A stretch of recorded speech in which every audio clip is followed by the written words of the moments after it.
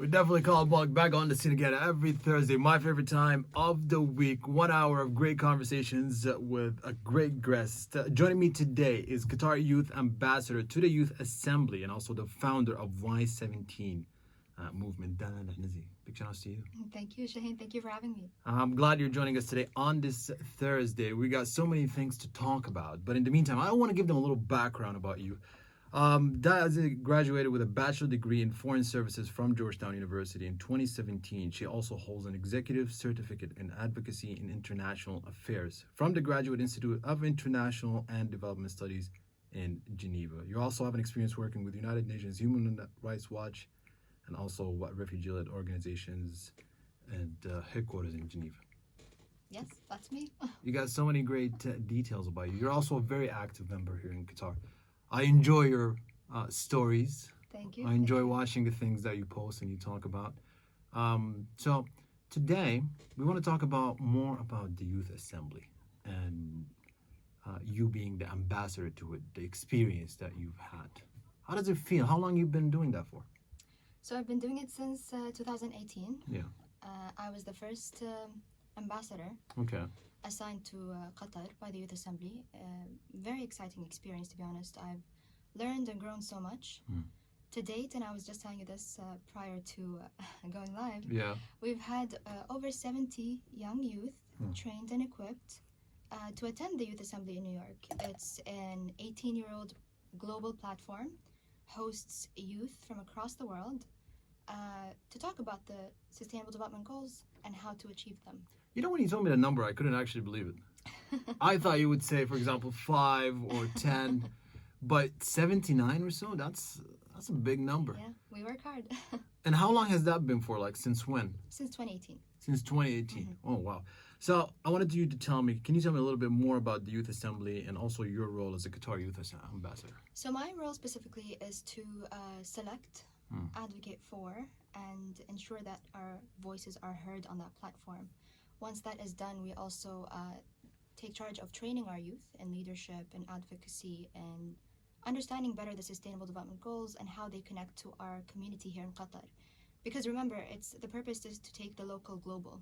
So I try to make a connection between those two narratives and then push our youth out there to kind of become young diplomats in a sense, representing the country, representing what we believe in, what we are working on here locally, but also connecting with other youth on that platform. I think that's very important because we are the only ones who should be telling our story on such platforms. That's very interesting to carry your own narrative and also learn about other people's experience and also not just their experience, but their vision to solve situations and complicate. We live in a very complicated time. We do. Especially since 2018, the pandemic, and all what's going on with the economy and also the environment. You feel like you face a lot of challenges as a youth. I feel like that fuels you somehow. It absolutely does. I think our generation, more than ever, is extremely interconnected. We're global citizens, but we're also accountable and very passionate about one another's well-being and the future of our world in general. And this takes me back to the idea of the Sustainable Development Goals, if I can just get to that a little bit to introduce our audience to what they are. They're a set of 17 global goals that were adopted in 2015 by the United Nations. And it's like a blueprint with different sentiments, let's say, that tackle different causes that will eventually hopefully lead to a better world for us all if they were achieved by 2030. Hopefully. I wanted to ask you, when it comes to being engaged, how important is that for the youth? It's essential. It's essential. I always hear this where people say the youth are our future. Yeah. Let's discuss that a little bit. It places us on a platform where we are not currently active because we are postponed in a sense. And I always say, give us a seat at the table. And I always encourage my youth, even the young youth who work with me to make the Youth Assembly happen, which is my steering committee. I always tell them, no, create your own opportunities. If you feel like there is a policy or something that you need to be involved in creating in your community, go out there and make it happen. We're very empowered, we're very passionate. A lot of youth nowadays are very complex in their interests. So it's important for us to continue expanding, but also that different generations continue working together across that generational Yeah. boundary to give each other opportunities and access.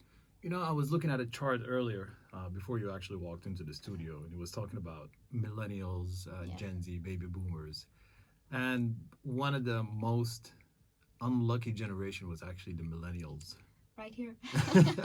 So if you're born from the year 19, I think 86 or 81, until 1997 or so, um, you're actually 40% of them. They have degrees, whether bachelor's or master's, even higher education.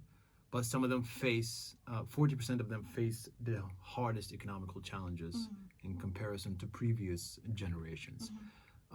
Identity crisis also, No.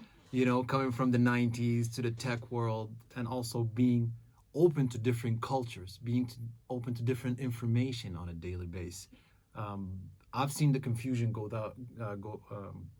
be somehow not just, I don't want to say cosmopolitan in a way, but I've noticed that the confusion has been very common, especially with so many people that came and sat here in the studio, whether in the music industry, whether in fashion, whether there's always some sort of a hope to implement an identity towards their work.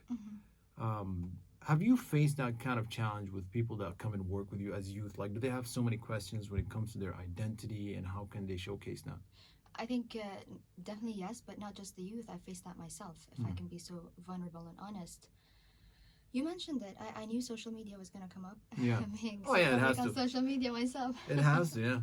But I was telling myself this on the way because I've come to this realization. Social media is not our life. It's a tool. Sometimes we mistake virtual reality for reality. And some might argue, but it's just a tool to showcase or to send out a message or to create something for yourself. But reality is in the now, and that's how you create your identity. Yeah. It's your choice. It's a deep dive that you have to do, and it's very intimate with yourself, kind of going within and asking yourself the tough questions about who you want to be in the world, what your message is, what your purpose is in life. And I don't mean to do this, but tying that back to the Sustainable Development Goals, I think it's important to live a life not just for yourself, but also answer to something greater than. That's how you tie into, let's say, the oneness of life. And the global goals are amazing at that because they're very powerful in answering to the community's needs, essential needs such as poverty, hunger, education, nutrition, health, and well being. But also beyond that, it keeps you awake and conscious about your effect on your direct community, but also the globe at large in that sense. So you find your place. It's never easy to find your place, but you find your place when you find your calling and your cause. That's something that I'm actually very interested to talk about. But we're going to take a quick pause because it's going to be the call to prayer. Keep it locked to QBS. You can check us out on our Instagram, QBS Radio. We got more details about our guest and also the conversation we're going to hold until 7. Keep it locked to QBS. Back on the city again, QBS 97.5 FM, 622 here in the studio. You know what? Time just flies by fast. I never asked you, what kind of music you like? R&B, hip-hop. Really? Yeah. Okay. I thought you were going to be more a bit of a house kind of person. Absolutely not. Really? Mm-mm. Well, you guys heard her. Yeah. So we want to talk more about your work and the things that you do. And when it comes to youth empowerment, what power do the youth hold? Wow, that's a big one, huh? I know, right? What power do the youth hold? Immense power, in my opinion. Yeah. They're very action-driven, especially the youth I've worked with. And let's not go far. I'll give you an example of someone who's with us in the room, one of my steering committee members, Maha. Yeah. Along with a lot of other steering committee young youth that I work with, Yeah. that focus on their own empowerment and their own action, how they bring that to their communities. Most of the delegates that have gone with me to New York have then come back and either created their own projects, their own initiatives, their own social media campaigns, or ended up working with me on what I've been talking about, which is the steering committee. The steering committee is the body that supports me in selecting the youth, equipping the youth, empowering the youth, and also ensuring that all our goals are met for the kind of empowerment we want to see, the movements we want to see on the sustainability front in Qatar. And it's all youth led, everything. You know, I'm actually surprised to see someone from a very young age who actually works with the youth and has an impact on the youth. Did you find that a bit stressful being young, somehow trying to be an alpha among young generation or an inspiration in a way, or even a mentor, but yet again, you're still very close to them at age? I don't believe I'm an alpha or a mentor. Really? You seem like you got an alpha person. Thanks for viewing me that Yeah. way. The way I work with them is I work with a group of my friends.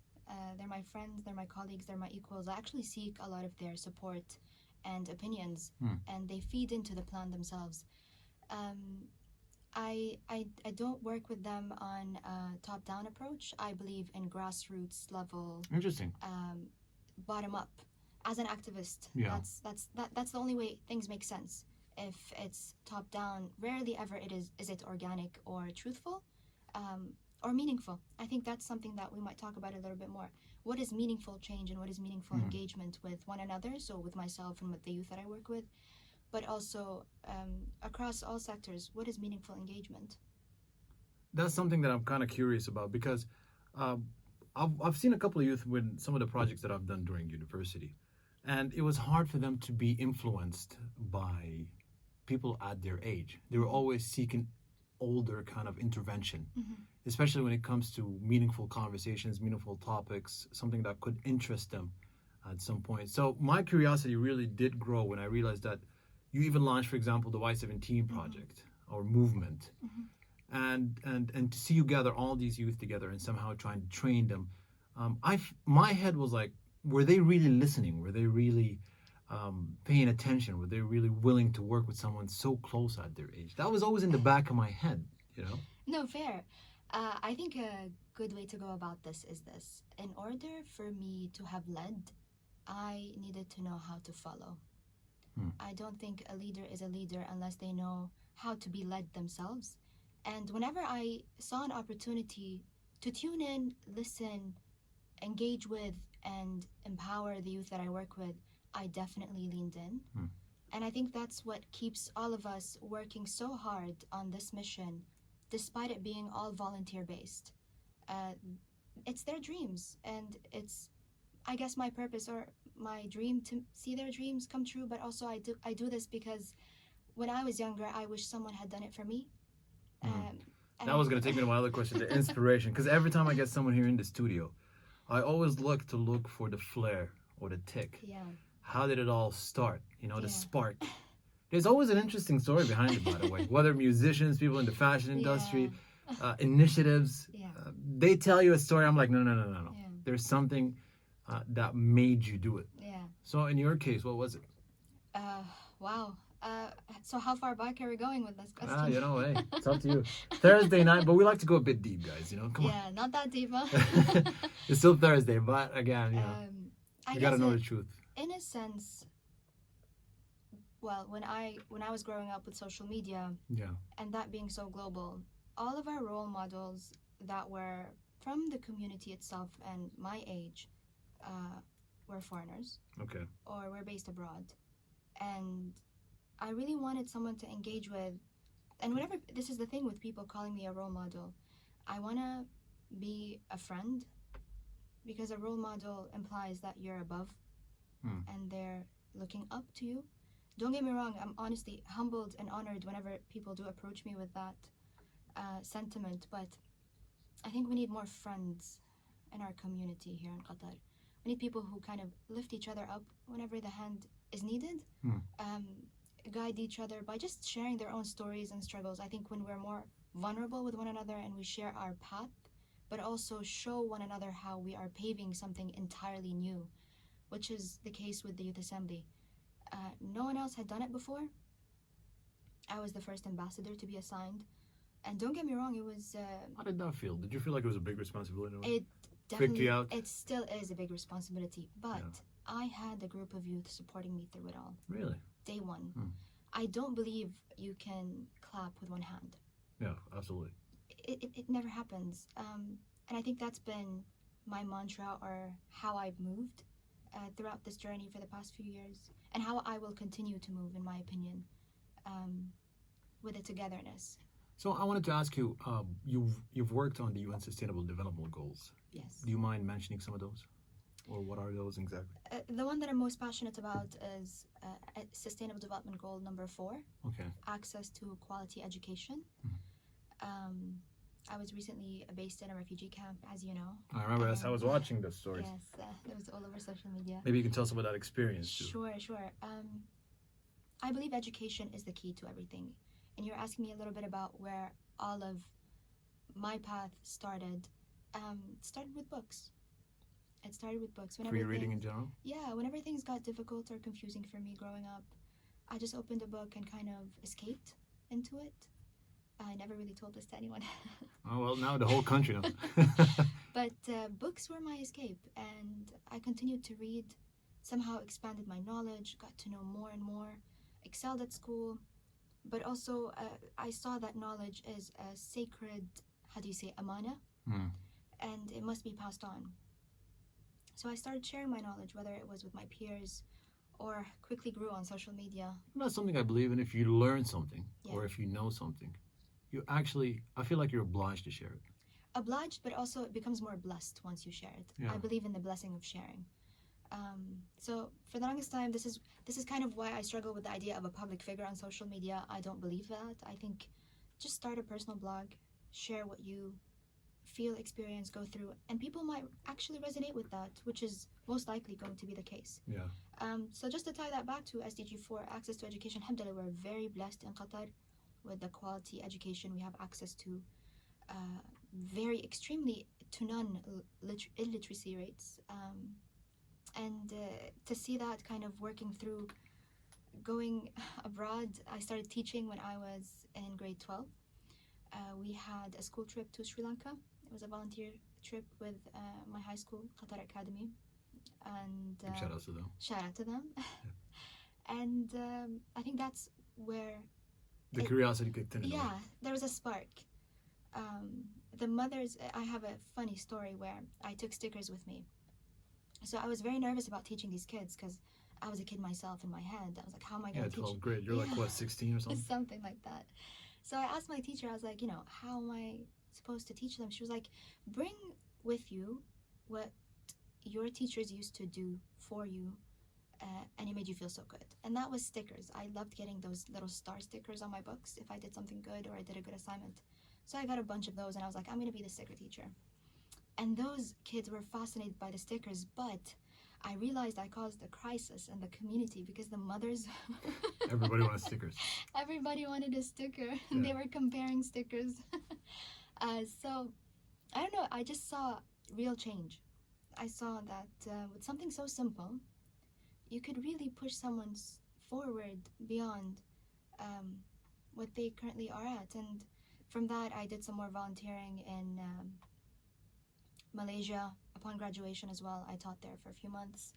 That was an interesting experience too. That's after high school? Right after graduating from high school, yes. Yeah. And worked on a few projects after that during university in Ethiopia. Also on education, developed an education program there for at-risk youth. And then did a field trip visit to visit the project that we worked on, which was very empowering. And kind of kicked off from there. Very interesting. Yeah. See, I always knew there was something that kicks off the story of every individual. Yeah. And somehow it has to be fulfilling to the level of meaning, Yeah. where you find meaning behind what you do. Absolutely. I remember last week when we were talking with Omar, we focused a lot on the purpose or how to find meaning through what you do. Absolutely. And I've noticed that everyone that came and sat in this seat where you're sitting, everything they did, the number one goal that they were striving to is to fulfill that meaning cup, the purpose, basically, in a way. I mean, no pressure to our listeners, but some people take a lot longer to find their purpose and their meaning in life, and that's okay. But if you found it, hold on to it dearly, because that will be your light and guide through the tough times. Don't get me wrong, what we do is very stressful. It is, very definitely. hectic. It's a lot of work for people who have full-time jobs. It's volunteer-based. Before I get to my other questions, or actually a break of music, I was watching your stories, the experience that you've had in the refugee camp. was a lot of paintings. Yes. There was a lot of food. You Yes. know, you didn't talk once, but I've understood the journey you went through just Yeah. by pictures. You know, usually people they Yeah. go on a camera and then they talk. This is what I'm going through. This is the experience, Mhm. etc., etc. But yours was a very silent kind of day to day kind of story. But I got the Yeah. picture, Yeah. and I knew somehow you were being influenced over there. Yeah. You know. I mean, look, working with marginalized and vulnerable communities is inspiring for me, and it's I believe there should be a shift in the narrative around how we work and engage with them. I say that because these communities, although they are unfortunate with the circumstances they've been served, but they are exactly like you and I, very driven, very empowered, and they know best what they need more than you and I, despite us possibly being experts on the matter. But we are not them. We are not that community. So I allowed them to speak and their work to speak through my stories instead of quote unquote stealing their narrative from them. Mm. I believe when you do speak on behalf of a community in any context, there needs to be some sort of understanding and delegation on that front. But it was a very inspiring experience, very eye opening, very humbling. And this is just kind of a shout out to the UN Refugee Agency based here in Qatar, but also all over the world. And I do stand with refugees. I think we should all stand with refugees because you and I can be refugees one day. Definitely, I agree. We want to continue this conversation, but we're just gonna take a quick break. Did you ever listen to Neon Trees? Have you heard about them before? No. Not really, huh? Not really. Okay. This was the first time I actually came across an old track by Neon Trees. You know what they remind me of? They remind me of those great movies back in the 90s. You know, those 90s production kind of movies. Uh-huh. And they always had like really awesome tracks in the movies. Yeah, that's true. I feel like they don't put great music in movies anymore. No, they don't. You know, They and back in the day don't. we didn't have Shazam, so you couldn't really know what the song was. Yeah. So you have to like write the lyrics on the Google, entire thing. I know. and you actually ruin it. But thank God for Shazam. So we wanted to talk about the Y17. But before that, actually, the impact that your work had on the youth. Well, we did talk about this briefly, but just to kind of Especially with the UN, you know, the programs. to bring that in a little bit more. A lot of the youth that came back, as I mentioned, did work with me as part of the steering committee, which has been empowering and very fulfilling for both myself and I want to say for them. It's a nice escape from your 9 to 5. What are some of the most popular ones then? Oh, well, we've had an initiative called SDG Generation, launched by our young delegates, Awais and Ajlan. Shout out to them. Big shout outs. And it's basically a digital platform that raises awareness and educates on the SDGs and the concept and essence of sustainability. And these were at that time 2 young delegates. I think they were 16 years old. They attended the youth assembly, were very inspired and wanted to bring something back to their high school. And then they said, hold on, wait, why high school? Through social media, this can be a community-based thing. And it grew into a community-based initiative. You know, it's really hard to grow moral responsibility when it comes to sustainability. Is it? I feel like it is. You know, how to actually get that traction of younger generation to really care about the environment and also to think about it in a very sustainable way. I always thought it was somehow narrowed down to a niche. I think it's common sense to care for your environment and your surroundings and the world at large. Yeah, but it's just for me, my curiosity was always how to shake that up, how to wake it up. I think the younger generation have that intrinsically, and then maybe we grow into carelessness. But the young youth I've worked with are actually very aware and very conscious of their surroundings and their environment and the well-being of the world at large. Beyond that, I think they're more caring, maybe. Is it a sense of we have become desensitized as we grow? I don't know. But their passion and their fire keeps them interconnected, in a sense. I wanted to ask you about Y17. Yes. You founded a youth movement called Y17 Society. Can you tell me about it? The Y17 is a digital platform and a hub. It's an embracing community. A lot of initiatives globally around sustainability are very exclusive. Why is it called Y17, by the way? youth Okay. and 17 for the 17 goals.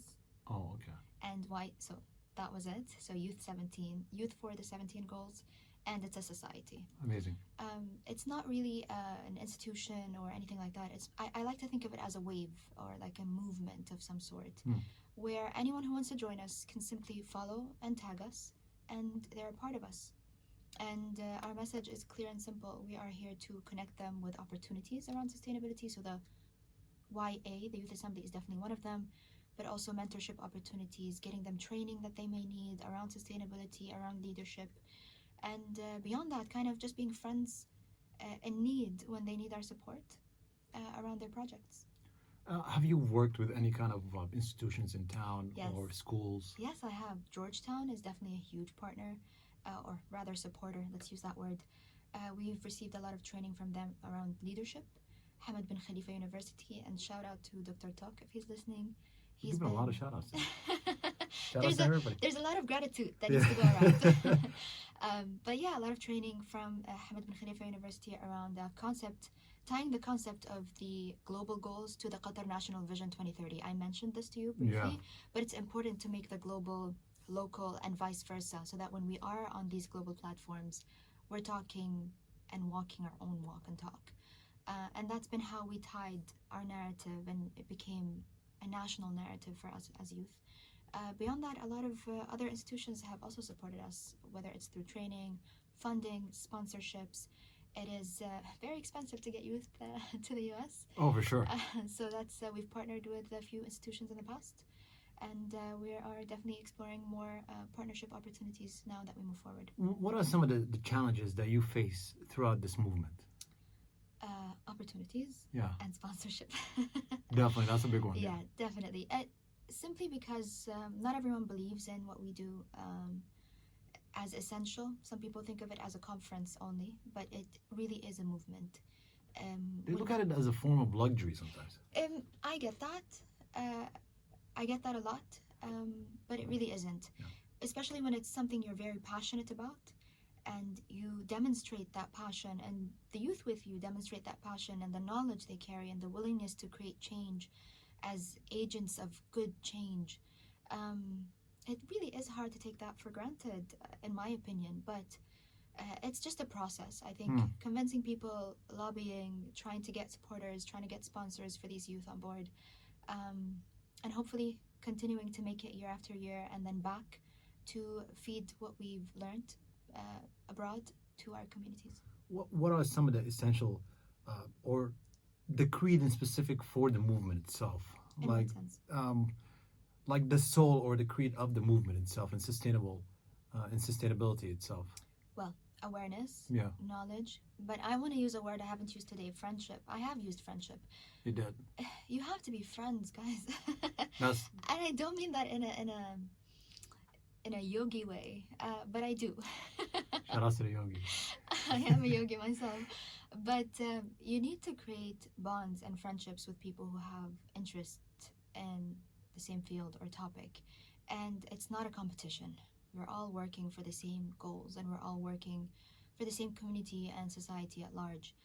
So I think it's better to start working together than working apart. Yeah. It does get hectic, it does get busy, but I think just ensuring that we work in harmony and alignment gets the job done.